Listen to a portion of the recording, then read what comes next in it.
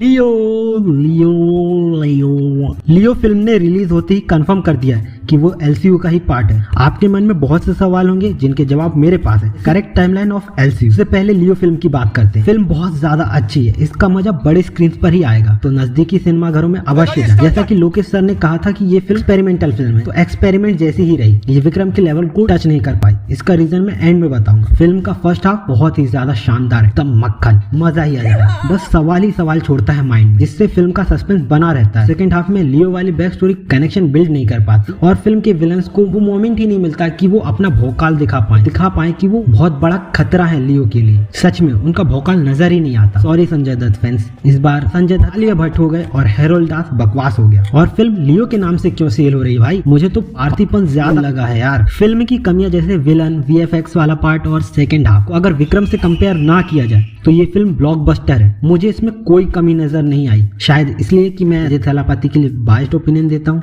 तो ऐसा नहीं है, मैंने बीस्ट के रिव्यू में भी बोला था, मेरे ओपिनियन से ज्यादा आपकी चॉइस मैटर करती है और मेरे रिव्यूज का उद्देश्य केवल फिल्म देखकर मुझे कैसा महसूस हुआ यही बताना होता है। लियो में मुझे फाइटिंग कोरियोग्राफी शानदार लगे, चाहे कैफे वाला सीन हो, मार्केट वाला सीन हो या एंडिंग फाइट हो, मजा ही आ गया। किसिंग वाला वीएफएक्स स्मूथ लगता है, मतलब ऐसा लगता है कि हाँ ये वीएफएक्स ही है, लेकिन वो भी बहुत ज्यादा बढ़िया लगता है। कैरेक्टर चॉइस थी जो कि शानदार थी। इस फिल्म में थलापति का लुक बवाल लगता है, सही में ये लुक मुझे बहुत ज्यादा पसंद आया। फिल्म में एक किसिंग सीन है जो much more important kissing scene है, क्योंकि जब इंसान गुस्सा और इमोशनल दोनों एक साथ होता है उसे केवल भरोसे की जरूरत होती है। उस सिचुएशन को बड़ी ब्यूटीफुल तरीके से दिखाया गया है। सेकेंड हाफ को इग्नोर कर सकता हूँ क्योंकि मैं थलापति को बहुत ज्यादा पसंद करता हूँ और मुझे ऐसा लगता है कि विजय थलापति अगर खड़े हो तो उनके आगे कोई भी विलन हो वो उतना शाइन नहीं कर, पूरा फोकस ऑडियंस का विजय थलापति पर ही होता है। एग्जाम्पल के लिए चाहे बीस्ट को ही ले लो। और अब जाके मुझे लगता है कि इसमें नेल्सन की कोई गलती नहीं थी। अगर विजय थलापति फिल्म में हो, उनके अगेंस्ट किसी एक्टर को कास्ट करना और उसका भौकाल दिखा पाना बहुत ज्यादा मुश्किल हो जाता है, क्योंकि विजय थलापति का स्टारडम ही काफी हो जाता है। ये फिल्म एक सेलिब्रेशन से कम नहीं है, तो इसे एंजॉय करो। वैसे भी मिनीप्लेक्स और सिंगल स्क्रीन पर ही लगी है, चाहे कितना भी अच्छा वर्ड ऑफ माउथ क्यों ना हो फिल्म के लिए। हाईएस्ट ग्रोसिंग फिल्म तो बन ही नहीं सकती है, क्योंकि 4 ही हफ्ते हैं फिल्म के लिए,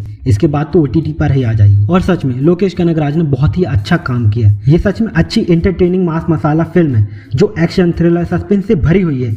लेकिन मेरे लिए एलसीयू की बेस्ट फिल्म अभी के लिए तो विक्रम ही है, और ऐसा क्यों है किसी और वीडियो में बताऊंगा। अब बात करते हैं एलसीयू की करेक्ट टाइमलाइन की। कैथी जो सिर्फ एक रात की कहानी है, घटना 9 मार्च 2019 में घटती है और प्रभंजन की मौत को कैथी का ही इवेंट माने तो इस घटना के 3 महीने बाद विक्रम के इवेंट स्टार्ट होते हैं और ये भी 16 दिन की कहानी है। तो ऐसा कह सकते हैं कैथी से विक्रम तक का टाइम 9 मार्च से 23 जून 2019 तक का है और इन दोनों इवेंट के 3 साल बाद यानी प्रेजेंट टाइम में लियो का इवेंट होता है, यानी 2022 में। तो अगर सही से समझे तो 1981 में विक्रम की ब्लैक स्क्वाड बनती है और 1991 में उस टीम को टर्मिनेट कर दिया जाता है, सभी को मार दिया जाता है, सिर्फ 4 लोग बचते हैं। 1992 में रोलेक्स अपने साम्राज्य की नींव रखता है। अब ये मुझे कैसे पता? क्योंकि रोलेक्स खुद कहता है 27 साल लगे उसे ये साम्राज्य खड़ा करने में। और इसी टाइम में दास एंड को की कंपनी एस्टैब्लिश होती है। 1919 तक दास एंड को फैक्ट्री का नेटवर्क बढ़ जाता है, पर जुलाई 1919 में लियो फैक्ट्री जलाकर भाग जाता है और पार्थिपन बनकर अपनी लाइफ जीता है। और फैक्ट्री क्यों जलाता है या फिल्म देखकर पता करो। और रोलेक्स तो एलसीयू यूनिवर्स का थानोस बन जाता है। फिर 2009 में दिल्ली जेल जाता है, तो पॉसिबिलिटी है कि वो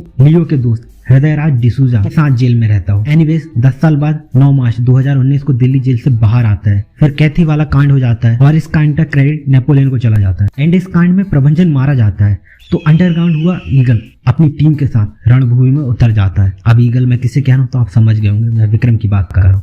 तो विक्रम 7 जून 2019 को अपनी झूठी मौत का नाटक करता है। फिर 23 जून को चंदन की मौत के बाद विक्रम फिल्म खत्म हो जाती है। फिर 30 जून 2019 को रोलेक्स का मुंडा सनक जाता है। फिर रोलेक्स मीटिंग करता है, विक्रम की नजर में आ जाता है। और अब 2022 यानी प्रेजेंट में लियो वाला कांड होता है, जो कि जुलाई 2022 में ही होता है, क्योंकि एंटोनी खुद कहता है आज वही दिन है जिस दिन तू फैक्ट्री जलाकर भागा था। सारे कांड खत्म करके लियो फैक्ट्री जला के खुशी खुशी फैमिली के साथ होता है। तभी विक्रम का कॉल आता है और थलापति के एक्सप्रेशन से पता चलता है कि दोनों एक दूसरे को जानते हैं। अब कैथी 2 में ही पता चलेगा पास्ट की घटनाओं के बारे में सही, क्योंकि कैथी 2 एक प्रीक्वल है, क्योंकि लियो की बैक स्टोरी फेक लगती है, सच नहीं है। क्यों नहीं समझते यार? नो बुलेट निशान ऑन बॉडी, सारे सच से पर्दा उठेगा एलसीयू की अगली फिल्म में। भले ही एलसीयू का स्टार्ट कैथी से हुआ, पर एलसीयू को मुख्य उद्देश्य विक्रम में ही मिलता है, ड्रग फ्री भारत। तो ओवरऑल आपको ये वीडियो कैसा लगा कमेंट में जरूर बताएं। मिलते हैं फिर किसी वीडियो में नए टॉपिक के साथ में। राधे राधे।